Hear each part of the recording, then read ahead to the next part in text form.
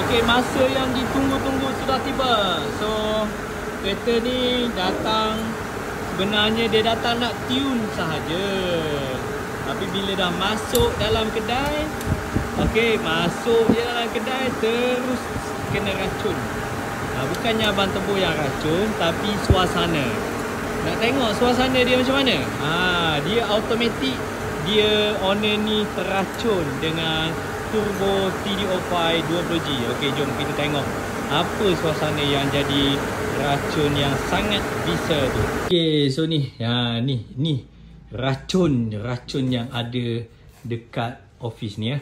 Ramai yang takut nak datang sini sebab takut habis duit. Macam TDO5 ni kita ada yang ball bearing ni punya. Ni spek 380 ada 42. So yang ni ada 23G ada, 25G ada.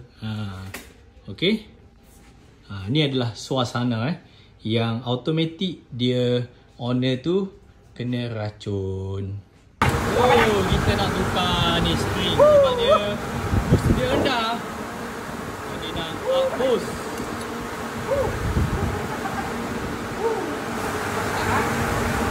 Cara nak test spring ni. Kita test je gini. Ni lembut. Dia lembut. Lembut di atas, keras di bawah. Apa tu Ali? Denyut. Ali denyut Ali.